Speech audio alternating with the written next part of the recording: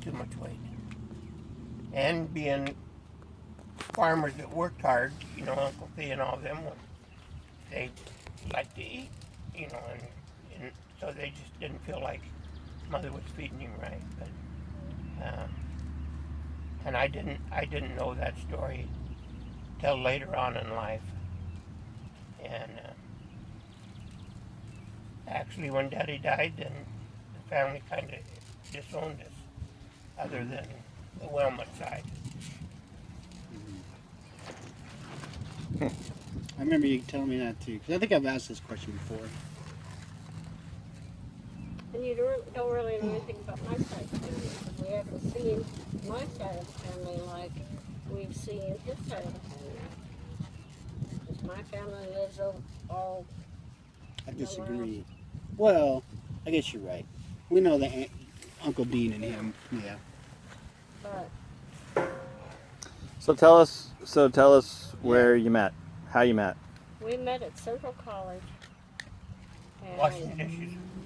Washing dishes. Uh-oh. Well, actually, he washed them and I put them away. And he'd always turn on, the floor would get greasy, and it'd always turn on a country and western song or something and sing at the top of his voice. And it made me so mad, I'd go turn the station. What songs? I don't remember. Horse to keep your tail up. You still sing that to me because I have a stuffed animal. And so there was another guy that worked with us, and I liked him better than his dad. And I wanted him to walk me home at night after we did dishes. And he'd say, no, let Ollie walk you home. No, I want you to walk me. I thought he was a pain in the butt. Then I changed my mind. Okay, I had a girlfriend in high school, and I never dated at Central until Valentine's Day of '66. My first date with her. But I had asked God to show me somebody who He wanted me to spend my life with, and this was the answer. And she didn't see that, but so I kept chasing her. I remember he gave me a roll of film. My camera ran out of film, and he bought me a roll of film, and I cried. Nobody's ever bought me a roll of film before. You guys know what film is? A roll of film? Yes. The struggles. But that was special to me. It was at a basketball game, and I was trying to take pictures, and I didn't have any film, so he got me some film. We go down to the Tiger Den, and I'd order French fries. She didn't like French fries. See, let's go down and have French fries and Coke. No, I don't want to.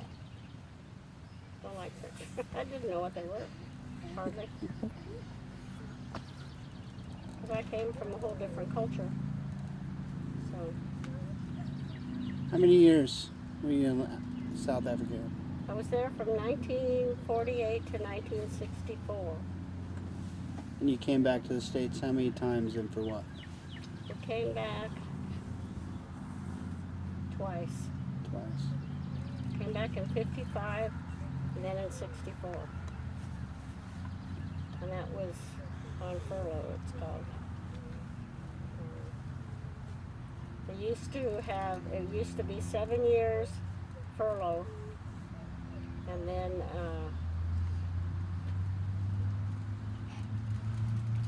for a year. And 1 year furlough. Yeah, 1 year furlough, and then we'd go back.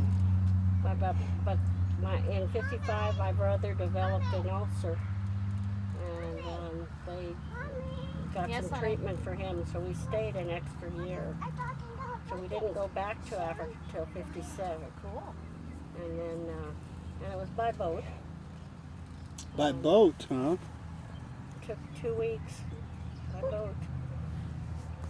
And Tell us about that. I want to know about your trip by boat. I don't remember a whole lot when I was 3, but when we came when I was 10,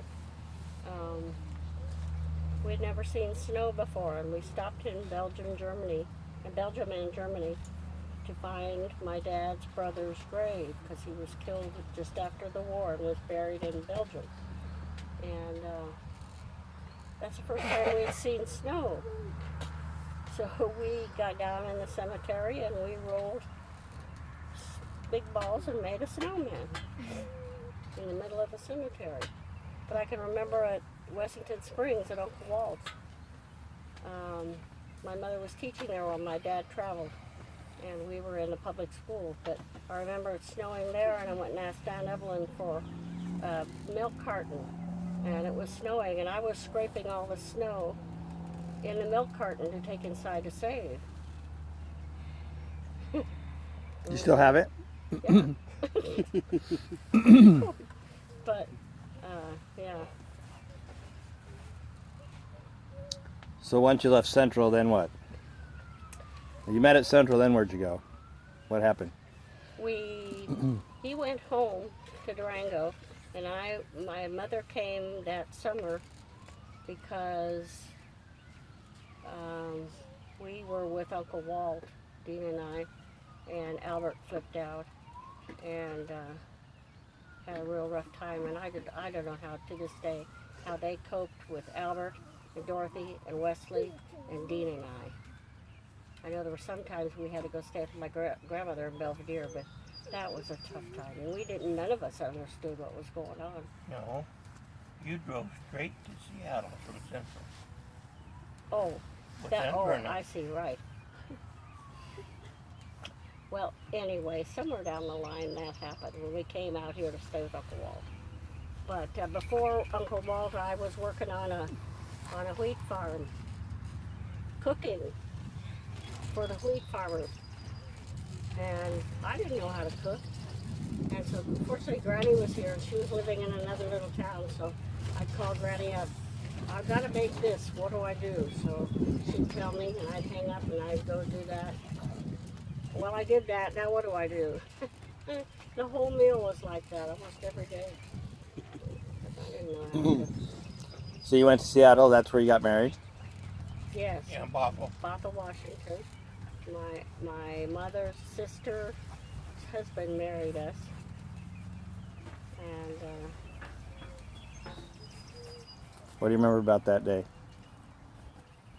nothing. I remember the flowers were from people's gardens. The cake somebody made from the church. The thing that I wore on my head that my veil was attached to was my cousins. One of them had just got married. My twin cousins, Mary and Myrtle. And my dress cost $25 or something like that. Dad wore an old suit the only suit that he had. And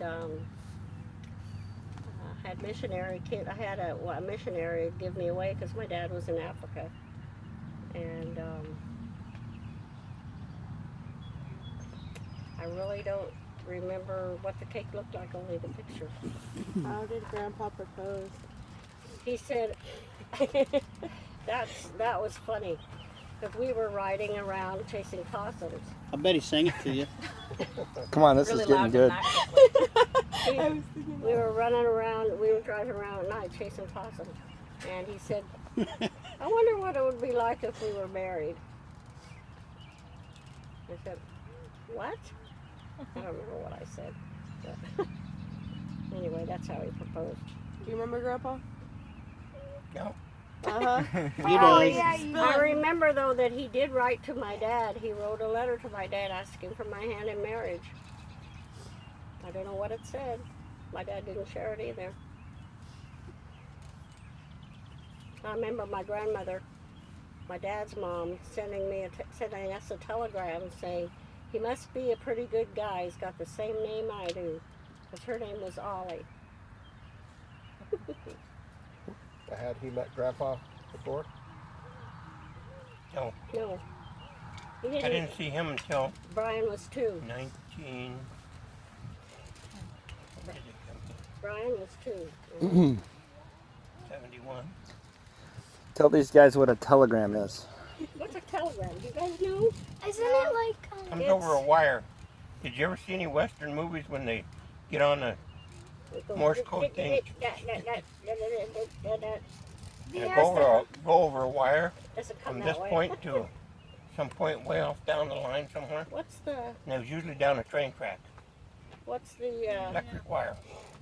telegraph office here called? I mean, they still have telegraph. Western Union. Union. Yeah. So it wasn't a text or a. It was. Phone call. Yeah. It took a lot longer. It was Closest thing to a usually text. typed Yeah. and very short words or sentences because it cost either per letter or per word. Per word.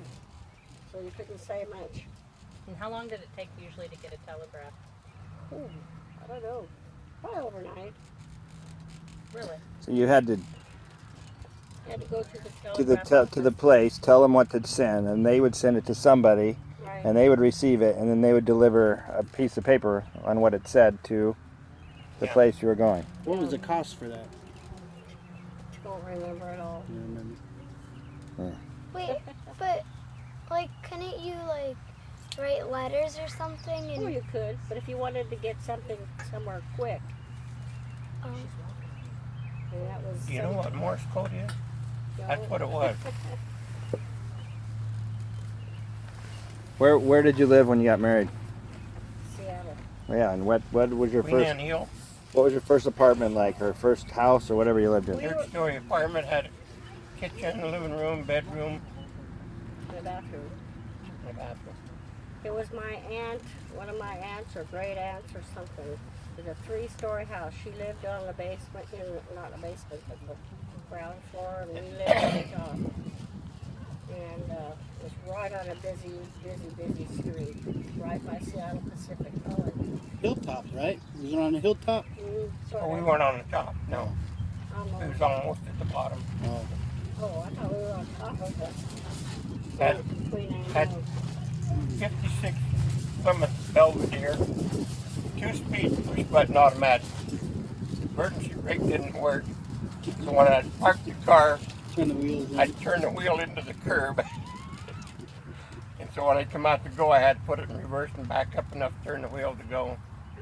If anything would ever happen, it just rolled down the hill.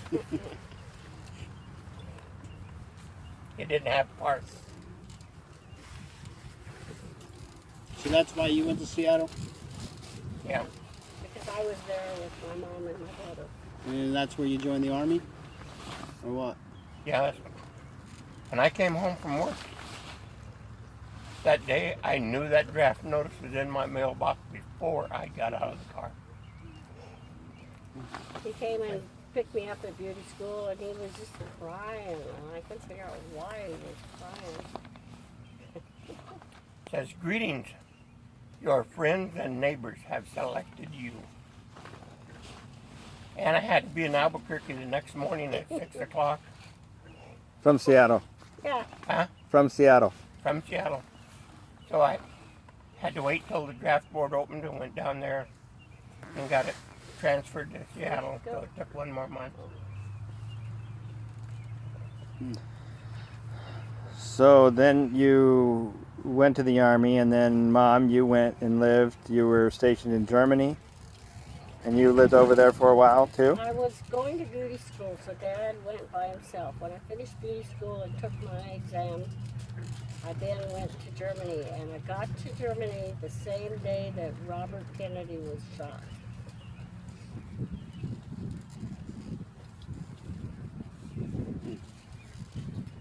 And I was going to school for radio repair, and it was I had to go to Frankfurt to pick her up. It was on Monday of my second week of school, so I flunked the second week of school.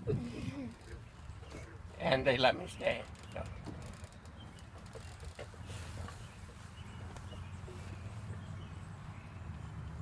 Yeah, fun on weekends we'd travel around and go to big churches or castles or things in Germany that we could had to walk up hills to. Beautiful stuff, man. It was fun. Anybody have a question? What question do you guys have? We Yeah. have cake. How many? Okay, I know they probably all know. Yeah, I don't. How many siblings did all of you guys actually have? Because I don't even think I've really met many of them. I have one brother, and he's in Oklahoma City. Which one's that he one? comes very seldom. I Uncle see you Dean guys and more Aunt than I Mimi. do him, which is okay. Is that who we went and visited? In Oklahoma City. Don't really remember. They were there for Granny's 90th and Mhm. Granny's funeral. We went up there. daughters Tasha and Grace. Tasha, yeah. I just remember going up to Oklahoma. I don't know. I don't remember being there. Well, I had two Oh, you sisters, were. and my oldest sister's gone. But I have all kinds of brothers that I call my brothers. We have all kinds of sons up there that we call our sons because they remind us a lot of you boys and have helped us in doing stuff, and it's been nice that we can have friends of Carl's, friends of Brent, friends of yours. Jason, we are fond of Carl's friend. He feels like a son to us. So. I mean Justin. Hmm? Justin. Oh yeah, not Jason, Justin. And Right. Rory called me on my birthday, What's your name, John? and he says, "Happy birthday, Pops." So he's always called me Pops. We used to hear from Todd every once in a while, but we haven't heard from him for quite a while.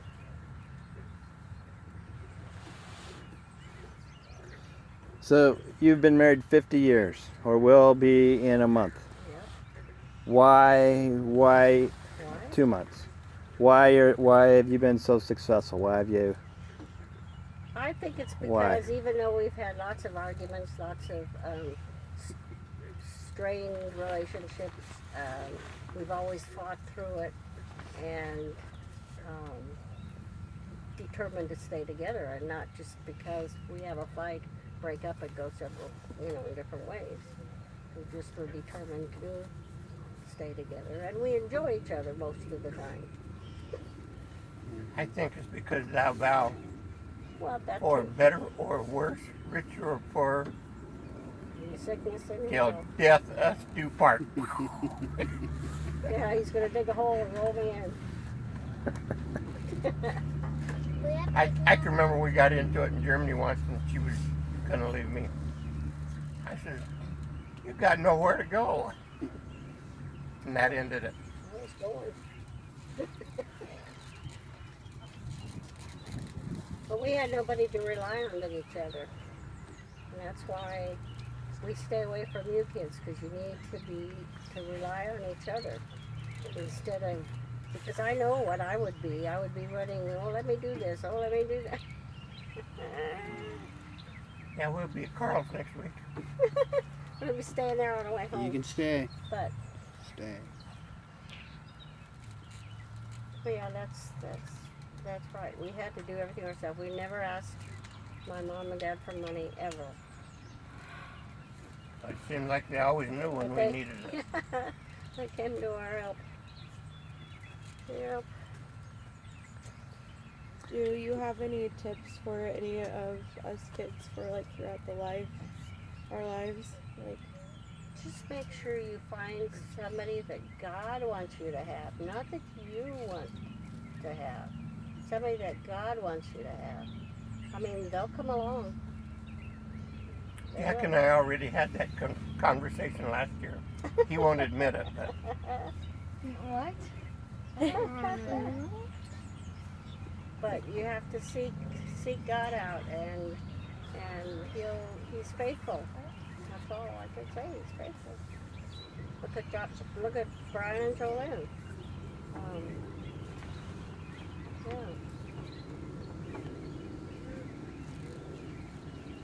Grandpa, what's your favorite hunting story? Oh no! Don't get him started. Only one. only one story? Just your favorite. The one in the road. Okay. When I first moved back down there, it was in 2000. So we all applied for tags in 2001 for the second season. And I was the only one got a tag. None of the rest of them did. So they got a tag for the third season. And I got a tag for the third season. But I still had that second season tag, so I went out. And the tag was for area 77, 78, and 771. So one of the guys I worked with hunted in 77. He parked his truck up there, top Beaver Meadows, where that the outfitters camp in there. So I drove up to there, and he hunts 77 now. At that point, it's 77.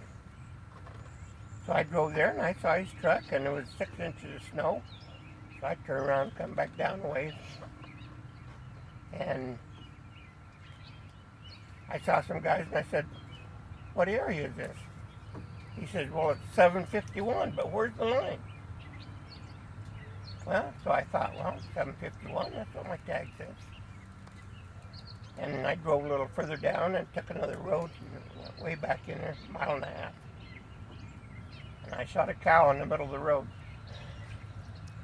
leaning on the pickup. And Coughing and hacking. huh? Coughing and hacking, eating an apple. Yeah, I was coughing and hacking, eating an apple. I threw it away. And I had my rifle in on the tailgate. I said, Lord, it should be nice to send this cow down here.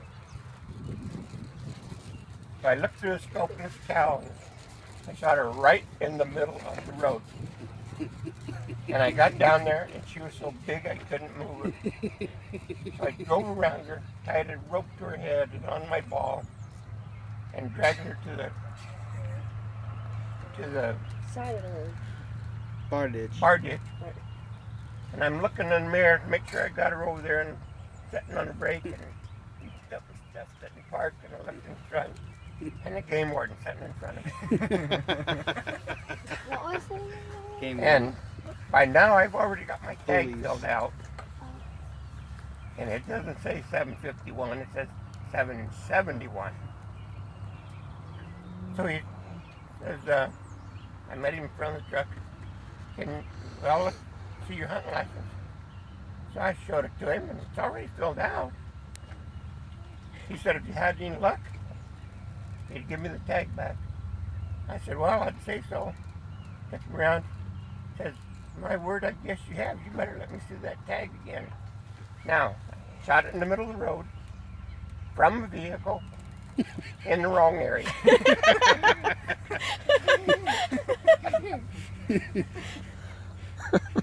He says, well, you didn't mark the sex. I'll mark that for you. He says, congratulations. And how old were you? 19? No. No, that was 2000. Oh, okay, just checking. 15 years ago. This is my example. And it was so big Even that better. its What's head your was at the front of the What's your favorite poaching story from growing up? poaching. Oh dear. I didn't poach very many times. Yeah. Between you and Harvey and I've heard lots of who else? stories. Jesse Lee? Oh, mercy. No, Jesse and I never poached. Well, with Harvey, his opening day, we was all legal actually, except we was party hunting. I had a bull tag. Everybody else had cow tags. And Harvey and I got on this, we called it an anthill, a bald knob, oak brush up across 500 yards across this mountain top, range. And here's a bunch of elk everywhere. And I started shooting at a bull. And I didn't see the rest of them. There was a bull and 2 cows and a calf and a bunch I was shooting at. And I shot this leg off the bull. And he gut shot him so bad he was leaving lots of blood like this on the breast. At And 500? when they went around the hill. I got 2 shells left. Well, actually, I must have had 3 when he went around. No, 4. Because Harvey's still shooting, and he says, I said, what are you shooting at? Them cows down there. And he had shot this cow, I don't know how many times, but he was shooting a 32, and his bullets was just going through the hide and nowhere else. And I shot her with that 300, and down she went. And then he went down there and shot the calf that was with her. And so we went trailing my bull, and I shot another calf. Hind end, 500 yards, and trailed that bull some more, and we trailed it 2 miles, and it wouldn't lay down. Everybody else kept pushing him, so we didn't get the bull. We come back and dressed out the last calf I shot, and then went back and dressed out his cow and calf, and then went over and got a horse and went and got the calf that he shot and packed it down to the home place. And it was 100 yards from the road, if that. And then Henry and everybody got there.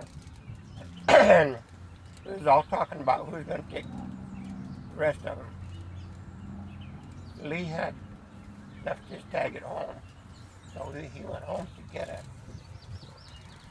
But in the meantime, the game warden showed up. And Harvey told him he had a cow up there. Okay, I'll take my Jeep and help you go get it. Yeah, you can't get up there with that Jeep. So we took the horses and went off down the road and ended up on the mountain. And he was trying to get up there with that Jeep, but couldn't do it. And on the way in, this guy from New Mexico shot a great big buck. And when we saw the game warden trying to get there, we just left everything and lowered that buck up and come out, and he was waiting for us. And by now, everybody remembered Henry got a doe and it was hanging in the barn. Well, so he says, let me do all the talking. And he got there, the game warden says, whose deer is this? The guy from New Mexico says, it's mine. Let me see your tag. It's on there. Okay, as long as it's yours, it's okay, but anybody else's, it sure wouldn't be. I thought you told me you didn't have any more meat. Henry says, don't tell me you don't what I find hanging in the barn. Henry says, I don't know nothing about anything hanging in the barn. Don't tell me you don't. I found a doe hanging in the barn. And Henry said, well, maybe it's from Uncle John's. He's hunting up here today. He said, who's John? John Foster. Well, who's John Foster? He says, it's Tuffy's dad, York Dispatcher. Oh, you said Tuffy? No, I said it's John's. Okay, then I'll get him for not putting a tag on it and get you for having it in the barn. Henry says, okay, that deer's mine. Now, I don't want you to take nothing that don't belong to you. Henry says, that deer's mine. Now you got me so blankety blank confused, I don't know what to believe. So it cost him $105, and everybody chipped in, but we wound up leaving one elk up there and got the rest of them out. And never found out about any of the elk. And by the time we got back, I had no shells, and Harvey had no shells. My belt had 25 shells in it, plus the 4 that was in my gun when I went. And you said I shoot that. Yeah. See, Luke, there's hope for you.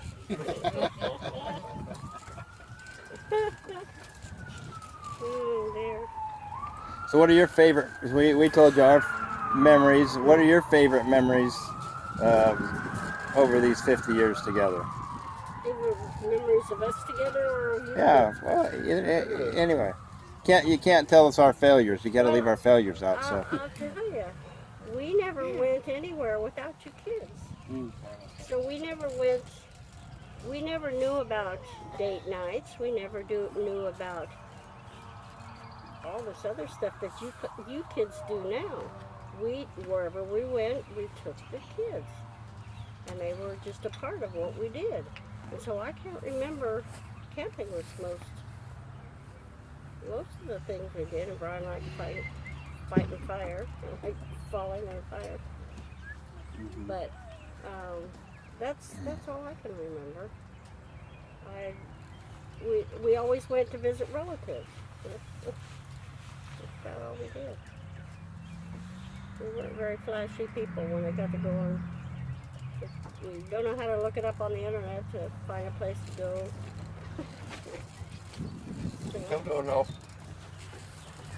Can I ask you guys to talk about each other? Like what you appreciate most about what he's done for you and what she's done for you? I mean, over the years that has made it work? You know, what you've done for each other to keep it together? And Yeah, because we know he's still a pain in the butt, but we're trying to learn how you've managed to. Well, I can't say I'm not a pain in the butt either. I don't know. It just worked. Other people have asked us how, and it's just our personalities, I guess. I don't know. To tell you, God's one thing. And because we went to church and we had good people, and my folks were missionaries, so I never knew anything different than all of this stuff. But I don't know what. It comes to the point where, like we're saying, we don't have each other to rely upon. And I don't help her enough, but if I need help, she come out and help me. And sometimes I help her, but not as much as I should, I guess. Amen.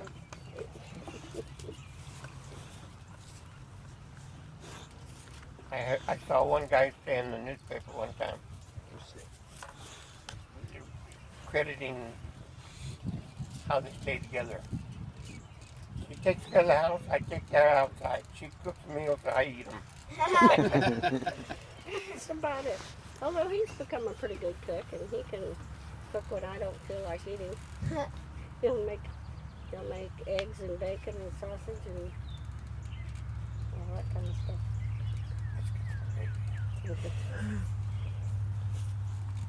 Yeah, cake now.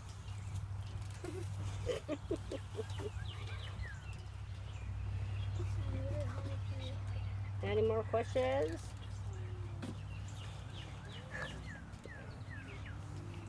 No. No.